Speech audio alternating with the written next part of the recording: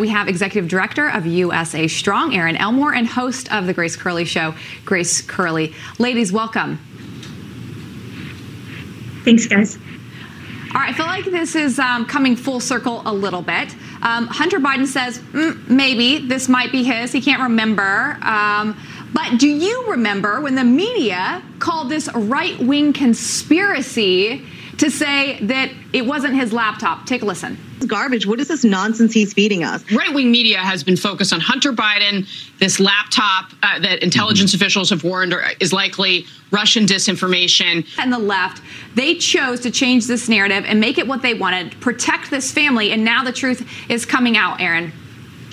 You're completely right. It's so funny that now a couple of months down the road, they say, whoops, we made a mistake when it's not as relevant, it's not as poignant. You know what is actually very relevant? Remember our friend Josh Hawley, who's a Republican? He was supposed to have a book deal, and guess what happened to that book deal? It got canceled. But instead, Hunter Biden, who has been accused and has admitted to being a drug addict, he fathered a child with a woman who is known to be a stripper and denied that child was his until a court ordered him to pay child support. He has done very unsavory things, yet he gets an advance on a book and gets major news networks to cover him and ask him softball questions as he laughs uncomfortably about the sins of his past. It's really, really troubling, and it's such a hypocritical double standard.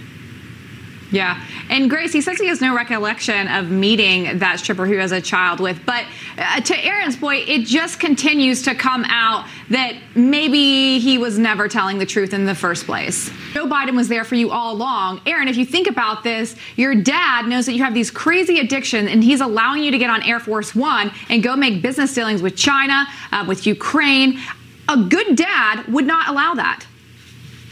You're absolutely right. And there's also problems with his daughter, Ashley. I know she also struggles with addiction, and there's issues within her marriage that are often covered up by the mainstream media as well. So unfortunately, his parenting does come into question, whereas it did not with Donald Trump, yet he was constantly vilified. And if this were Eric Trump, Ivanka Trump, Barron Trump, or Donald Trump Jr., what would the left-wing legacy media have done in that instance?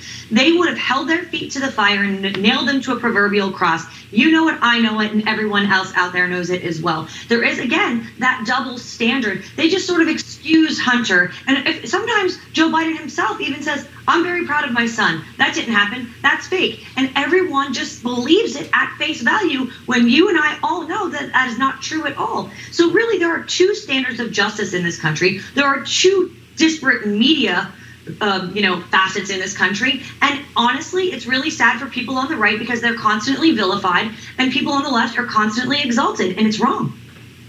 Yeah. Grace, I don't have a lot of time left here, but it is so sad to see that Hunter is literally being used by his father to go make these business dealings, and he's exploited his son to sure as more comes out. Ladies, thanks for being here. Thanks for having us. Thank you. All right.